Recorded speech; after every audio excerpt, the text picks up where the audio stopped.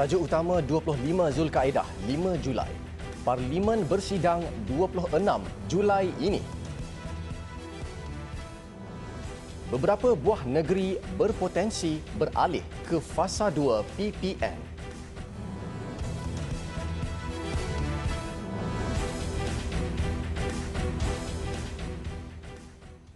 Bismillahirrahmanirrahim. Assalamualaikum warahmatullahi wabarakatuh. Berita Al-Hijrah malam ini bersama saya Al-Muhsin Muhammad Nur. Dewan Rakyat akan bersidang selama 5 hari bermula 26 Julai ini. Persidangan itu akan berjalan selama 3 hari mulai 26 hingga 29 Julai sebelum disambung pada 2 Ogos.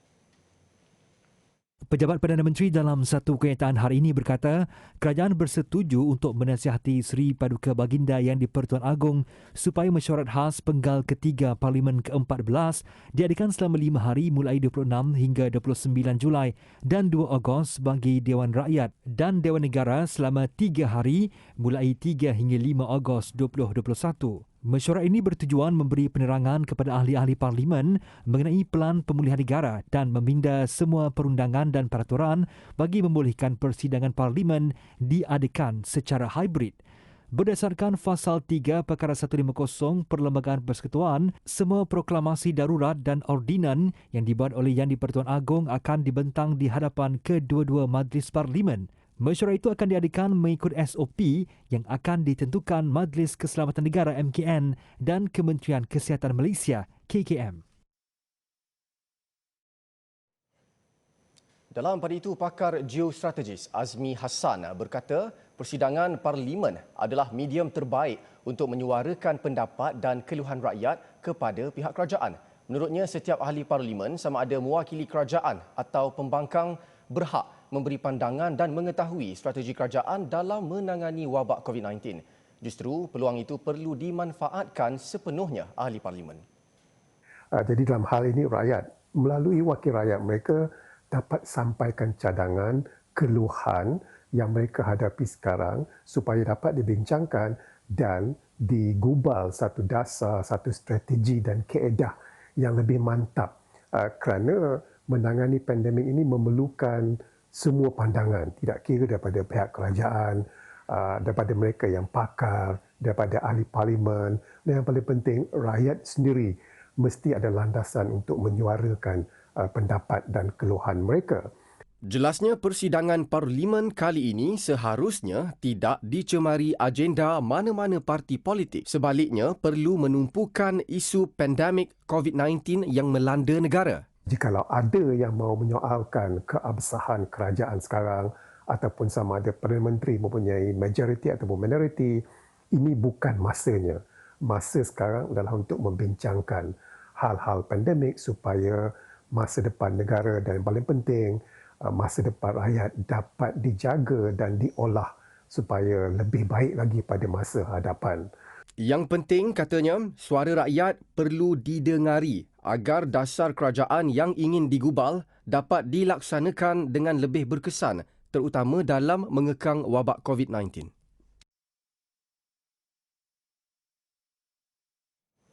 Hanya remaja 12 tahun ke atas yang tergolong dalam golongan berisiko tinggi iaitu mempunyai penyakit kronik akan diberikan suntikan vaksin COVID-19 Comirnaty keluaran Pfizer-BioNTech dalam masa terdekat. Remaja lain yang tiada masalah kesihatan akan diberikan vaksin itu selepas selesai semua fasa program imunisasi COVID-19 kebangsaan PIK membabitkan populasi dewasa. Menteri Sains, Teknologi dan Inovasi Khairi Jamaluddin Abu Bakar berkata keputusan itu dibuat bagi memastikan kanak-kanak dan remaja yang mempunyai masalah kesihatan dapat dilindungi. And we're trying to see if we can get data from other countries for vaccinating adolescents.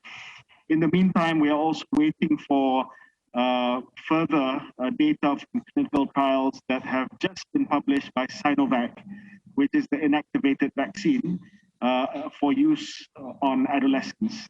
So we feel that by the time we are finished with phase 3 of the National Immunization Program, we will have enough data to determine whether we will proceed with vaccinating adolescents with Pfizer and with the Sinovac vaccine. Beliau berkata demikian pada sidang akhbar perkembangan program imunisasi COVID-19 kebangsaan PIK hari ini. Sementara itu, mengulas perkara sama, Menteri Kesihatan Datuk Seri Dr. Adham Baba berkata pemberian vaksin Pfizer-BioNTech kepada remaja yang mempunyai masalah kesihatan adalah berdasarkan data keberhasilan percubaan klinikal yang sedang dijalankan oleh syarikat farmaseutical itu di beberapa negara. Menurutnya, dos bagi remaja adalah berbeza berbanding orang dewasa dengan mengambil kira data tahap umur dan berat badan.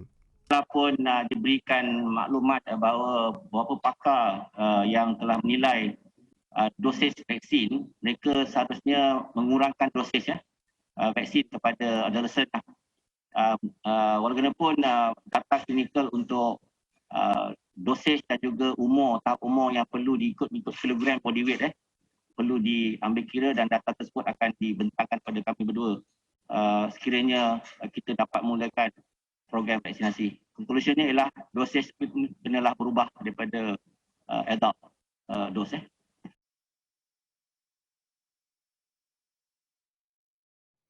Malaysia menerima 1 juta dos vaksin COVID-19 Pfizer-BioNTech sumbangan Amerika Syarikat hari ini. Bekalan vaksin itu yang dibawa menggunakan pesawat kargo jenis Airbus Boeing 767 milik Raya Airways selamat mendarat di lapangan terbang Sultan Abdul Aziz Shah kira-kira 8.10 pagi tadi. Ketibaan vaksin sumbangan AS itu turut disaksikan Menteri Penyelaras Program Imunisasi COVID-19 Kebangsaan PIK yang juga Menteri Sains, Teknologi dan Inovasi Khairi Jamaluddin Abu Bakar, Menteri Luar Datuk Seri Syamuddin Tun Hussein dan Duta Besar Amerika Syarikat ke Malaysia Brian McFeeters. Sumbangan tersebut sekaligus akan membantu menjayakan program imunisasi COVID-19 kebangsaan yang sedang berlangsung ketika ini. McFeeters berkata sumbangan tersebut mencerminkan kerjasama rapat antara Malaysia dan Amerika Syarikat. Peruntukan vaksin ke Malaysia adalah sebahagian daripada strategi global pentadbiran Joe Biden untuk berkongsi 80 juta dos vaksin di seluruh dunia pada musim panas ini. Dalam perkembangan yang sama, Khairi Jamaluddin menyatakan penghargaan kepada Kerajaan Amerika Syarikat atas sumbangan 1 juta dos vaksin Pfizer yang tiba hari ini. Beliau berharap agar Malaysia dapat terus bekerjasama dengan Amerika Syarikat serta negara-negara lain bagi mendapatkan akses untuk memperoleh lebih banyak vaksin. Sumbangan bekalan vaksin tersebut merupakan sumbangan kedua negara luar selepas Malaysia menerima 1 juta dos vaksin COVID-19 keluaran AstraZeneca daripada kerajaan Jepun Khamis lalu.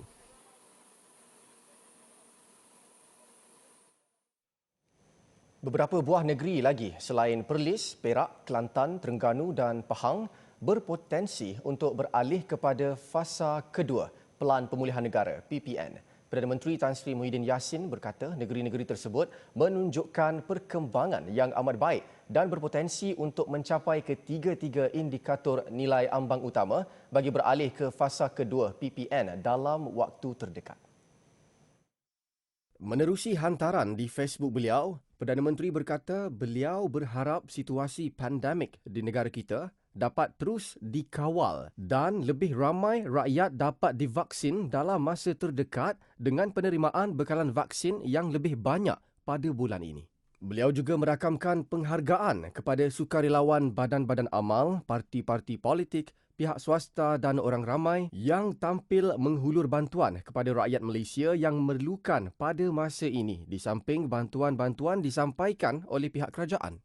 Tan Sri Muhyiddin yang masih menerima rawatan mempengerusikan mesyuarat sidang khas Majlis Keselamatan Negara MKN melalui sidang video dari hospital hari ini bagi membincangkan perkembangan situasi pandemik COVID-19 di dalam negara.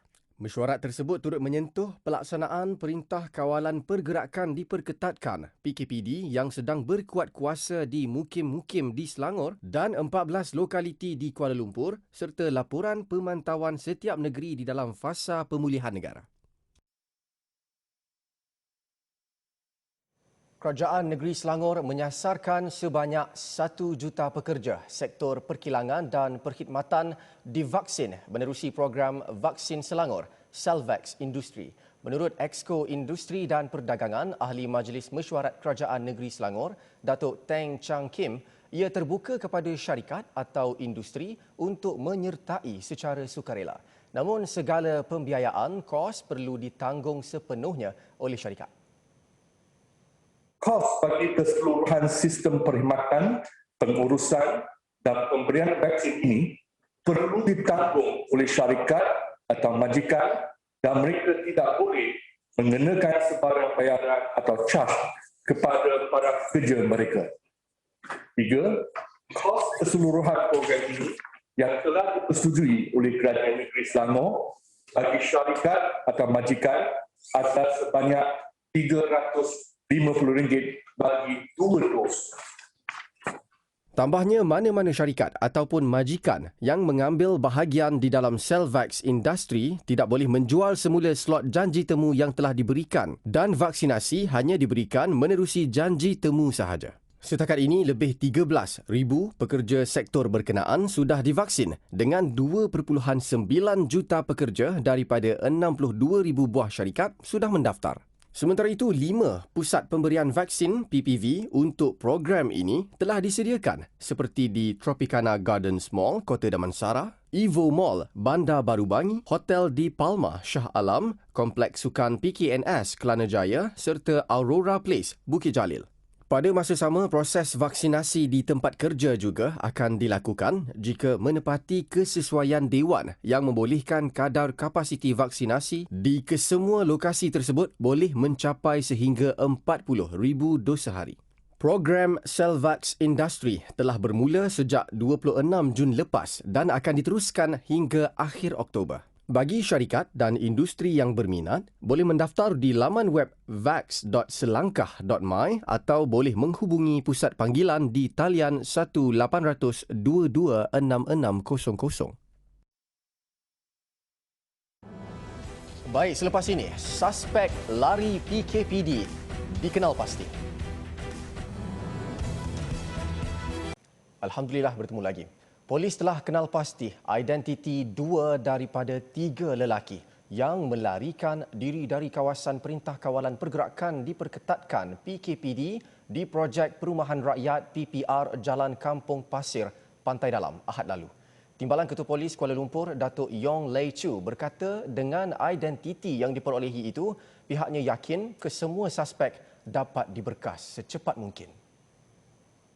Pihak polis masih berusaha untuk mengesan kedua-dua dua individu yang telah melarikan diri. Butiran mereka telah dikenal pasti dan usaha masih dijalankan. We mobilize the anggota sektor, we mobilize, we go through the media and hopefully we should be able to get the both of them soon. Datuk Yong Lei Chu ditemui pada lawatan dan serahan bakul makanan di flat PPR Sentul Murni siang tadi. Beliau turut mengulas polis akan melakukan usaha yang sama jika wujud insiden individu yang meloluskan diri dari kawasan PKPD. Justeru Polis Kuala Lumpur akan memperbaiki langkah-langkah kawalan di 19 lokaliti yang dikenakan PKPD dengan kerjasama antara ATM. Dalam video berdurasi 2 minit 4 saat itu memaparkan 3 lelaki meloluskan diri menerusi kawat duri yang diletakkan di sekeliling blok terbabit. Kes disiasat mengikut Seksyen 22(b) Akta Pencegahan dan Pengawalan Penyakit Berjangkit 1988. Selepas 5 hari lolos dari Pusat Transit Penjara Puncak Borneo, 2 tahanan berjaya diberkas semula di kawasan hutan berhampiran Taman Haipak, Batu 12, Kuching hari ini. Mengesahkan perkara itu, Timbalan Ketua Polis Daerah Padawan DSP Lim Jao Siong berkata kedua-dua suspek itu iaitu Muhammad Fikri Azharuddin Abdullah, 26 tahun dan Rahmat Simbolan, 38 tahun, seorang warga negara Indonesia berjaya diberkas kira-kira jam 2.50 petang tadi. 2 suspek tersebut merupakan antara 4 tahanan yang lari dari penjara Puncak Borneo pada 1 Julai lalu. Menurut DSP Lim, tangkapan dilakukan setelah gerak unit udara PDRM melakukan pemantauan udara dan mengesan kedua-dua suspek berada di dalam hutan terbabit. Beberapa pasukan polis termasuk pasukan Tiger Platoon dari pasukan gerakan ARM PJA menyerbu masuk ke kawasan tersebut untuk membuat flushing, iaitu menakutkan kedua-dua tahanan supaya keluar dari hutan. Pada masa sama, pasukan warden penjara serta pihak keselamatan turut memasang perangkap di kawasan sekeliling hutan berkenaan.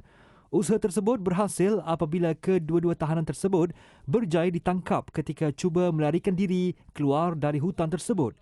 Kedua-dua suspek merupakan tahanan kes di bawah Seksyen 457 Kanun Keseksaan dan 39B Akta Dadah Berbahaya 1952.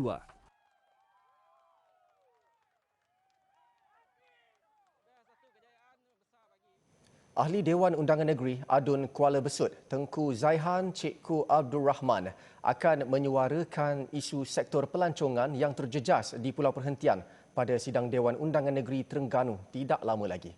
Menurut beliau, lebih 90% penduduk Pulau Perhentian dan sekitar Kuala Besut hanya bergantung kepada sektor itu yang perlu menampung kehidupan selepas hampir 2 tahun tidak beroperasi.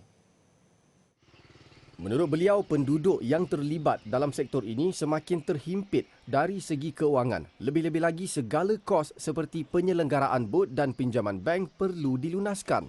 Sebab di Terengganu sekarang ni kita dah dalam kategori zon hijau, dan bila dibuka sedikit industri pelancongan dalam negeri Terengganu, insya-Allah pelancong-pelancong domestik di peringkat negeri pun boleh pergi ke Pulau Perhentian, boleh pergi ke Pulau Ru dan juga pulau-pulau yang ada di Terengganu ni boleh menggerakkan ekonomi, khususnya ekonomi setempat. Sebab saya dapat berita bahawa ramai dan sangat ramai rakyat yang terkesan, khususnya mereka ni tak ada duit untuk overhead mereka, untuk bayar hutang-hutang. Sementara itu, pengusaha bot pelancong dan chalet berkata mereka telah tiada sumber pendapatan kerana aktiviti pelancongan tidak dibenarkan akibat pelaksanaan Perintah Kawalan Pergerakan. Malah ada di antara pengusaha yang hampir lumpuh perusahaan mereka serta tidak mampu membayar gaji pekerja sendiri. Sedia maklum, kami juga memerlukan untuk menampung untuk kebajikan keluarga lah yang bergiat industri bot pelancongan di Kuala Besut. Jadi banyak bot-bot yang tersadai di JT sekarang ni itulah tidak mendapat sumber lah. Jadi setiap bulan kos kita kena tanggunglah oleh pengusaha-pengusaha chalet. Dan pada masa sekarang ni kalau kita berharapan kepada kerajaan minta buka semula dengan apa cara sekalipun untuk mendapat sedikit penangan hasil dalam sebulan 2 ni lah. Mereka berharap kerajaan dapat mendengar rintihan penduduk yang terlibat dalam sektor ini, memandangkan itu sahaja sumber pendapatan utama yang dapat dilakukan. Pada 30 Jun lepas, TV Al-Hijrah melaporkan rata-rata penduduk di Pulau Perhentian terpaksa kembali bertani di kebun peninggalan nenek moyang mereka lebih 40 tahun lalu. Ia bagi memastikan kelangsungan hidup setelah kehilangan punca pendapatan. Ekoran tiada kemasukan pelancong luar ke pulau berkenaan sejak 2 tahun lalu. RM600,000 diperuntukkan Parlimen Pengkalan Chepah untuk membantu penduduk yang terjejas akibat pandemik COVID-19 sejak Januari lalu. Pegawai khas Ahli Parlimen Pengkalan Chepah, Muhammad Abdul Munib Ash-Shakirin, berkata peruntukan berupa sumbangan makanan dan wang tunai itu dimanfaatkan oleh lebih 7,500 orang penduduk di sekitar kawasan Parlimen berkenaan. Satu lagi, kita tak berhenti lagi bagi sumbangan kepada penduduk. Dan setiap hari, berlaku setiap hari lah. Yang mana sumbangan itu melalui penghulu mukim masing-masing. Jadi selepas ni pun kita akan teruskan juga. Sebelum ni kita fokus kepada golongan bersasar lah. Lepas ni kita akan kembangkan lagi kepada mereka-mereka yang terjejas, insya-Allah. Jelasnya, sepanjang tempoh penularan wabak COVID-19, antara golongan yang dibantu sepanjang tempoh pandemik itu termasuk nelayan, petani, golongan asnaf dan juga keluarga yang dikenakan kuarantin. Selain golongan yang tidak dapat bekerja akibat pelaksanaan Perintah Kawalan Pergerakan PKP. Beliau berkata demikian kepada Berita Al-Hijrah ketika ditemui selepas meninjau pembungkusan pek makanan barangan basah untuk keperluan seramai 180 penduduk di Kampung Pulau Tukang Dolah yang dikenakan Perintah Kawalan Pergerakan diperketatkan PKPD bermula 25 Jun lalu. Dalam perkembangan sama, Muhammad Abdul Munib berkata mengenai bantuan bakul makanan melalui pakej perlindungan rakyat dan pemulihan ekonomi pemulih, pihaknya menjangkakan akan melakukan agihan bermula minggu depan. Sementara itu, penghulu mukim Pulau Panjang, Wan Zakaria Wan Ali menzahirkan rasa terima kasih dan penghargaan kepada Ahli Parlimen Pengkalan Cepa, Datuk Ahmad Marzuk Syari yang prihatin terhadap nasib penduduk yang terjejas akibat pandemik COVID-19. Sumbangan daripada Ahli Parlimen semuanya kita agihkan kepada setiap rumah untuk penduduk di kawasan ini. Penduduk di kawasan ini rumah sebanyak 188 biji ada rumah di penduduk kawasan ini. Setiap rumah semua mendapat barang yang diagihkan. Selain bantuan barangan keperluan daripada pejabat ahli parlimen, penduduk di kawasan PKPD tersebut juga turut menerima bantuan makanan dari Jabatan Kebajikan Masyarakat JKM dan pejabat ahli Dewan Undangan Negeri Cempaka Ahmad Fatahan Mahmud. Tabung Haji TH terima pengiktirafan Anugerah Kecemerlangan Teknologi Malaysia 2021 bagi kategori perkhidmatan dalam talian perkhidmatan keuangan. Pengiktirafan itu julung kalinya diterima bagi platform Tijari dianugerahkan Singapore Business Review baru-baru ini. Pengarah Urusan Kumpulan dan Ketua Pegawai Eksekutif TH, Datuk Seri Amrin Awaluddin berkata, anugerah itu adalah pengiktirafan bagi projek inovatif dilaksanakan TH menerusi platform Tijari yang turut membuktikan komitmen untuk menyediakan perkhidmatan pengurusan kewangan dan haji inovatif. Tijari memudahkan orang awam dan pendeposit khususnya mengakses perkhidmatan TH pada bila-bila masa dan di mana-mana sahaja.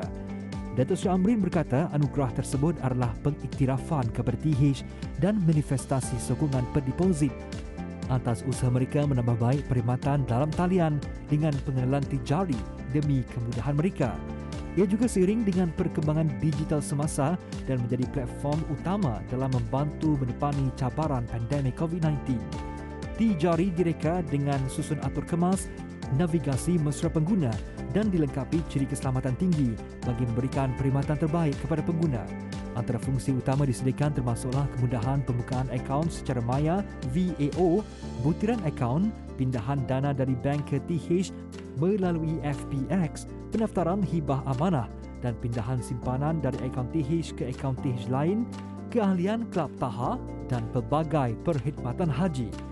Walaupun baru setahun dilancarkan, pengguna Tijari web mencecah hampir 830,000 dan 430,000 pengguna Tijari app dengan 50,000 transaksi direkodkan setiap hari.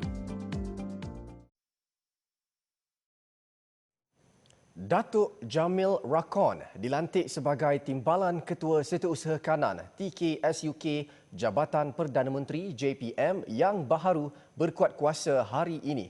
JPM menerusi kenyataannya memaklumkan Datuk Jamil 59 tahun menggantikan Datuk Seri Muhammad Salihuddin Hassan yang kini Ketua Pengarah Pusat Governance, Integriti dan Anti Rasuah Nasional GIACC. Sebelum pelantikan terkini, Datuk Jamil dengan pengalaman dalam perkhidmatan awam selama 29 tahun merupakan Ketua Setiausaha Kementerian Sumber Manusia. Beliau pernah menjawat jawatan Ketua Setiausaha Kementerian Dalam Negeri, Timbalan Ketua Setiausaha Pengurusan Kementerian Dalam Negeri dan Kementerian Pendidikan. Datuk Jamil berkelulusan ijazah Sarjana Muda Sastra Kepujian dari Universiti Malaya dan Sarjana Pengurusan dari Australian Defence Force Academy, Canberra. Kehadiran Datuk Jamil diharap dapat meningkatkan lagi kecemerlangan JPM berdasarkan pengalaman luas beliau dalam perkhidmatan awam. 63 pesakit COVID-19 maut. Bekalan oksigen habis. Alhamdulillah bertemu lagi. Sekurang-kurangnya 63 pesakit COVID-19 di Hospital Awam Dr. Sarjito di Pulau Jawa, Indonesia maut akibat kehabisan bekalan cecair oksigen. Kerajaan mengarahkan semua pembekal oksigen mengutamakan keperluan bahan itu bagi kegunaan perubatan susulan peningkatan drastik kes coronavirus di republik itu. Kementerian Kesihatan telah mengarahkan pengeluaran bekalan oksigen bagi tujuan perubatan ditingkatkan. Semua pengeluar diarah mengutamakan pembekalan sekurang-kurangnya 800 tan bekalan oksigen perubatan setiap hari.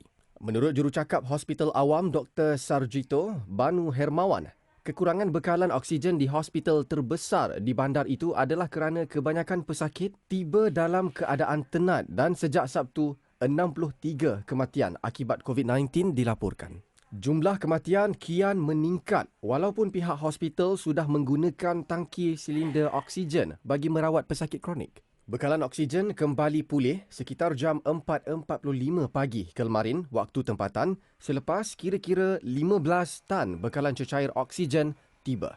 Indonesia kini bertarung dengan peningkatan kes COVID-19 sehingga menyaksikan sistem kesihatannya hampir lumpuh. Paling terjejas di Asia Tenggara dengan rekod harian tertinggi 27,913 kes jangkitan harian Sabtu lalu. Kadar pengebumian harian mangsa coronavirus turut meningkat 10 kali ganda sejak Mei lalu dengan 392 pengebumian dilakukan Sabtu lalu. Seorang maut dan 29 cedera dalam satu letupan besar di sebuah kilang dekat pinggir Bangkok.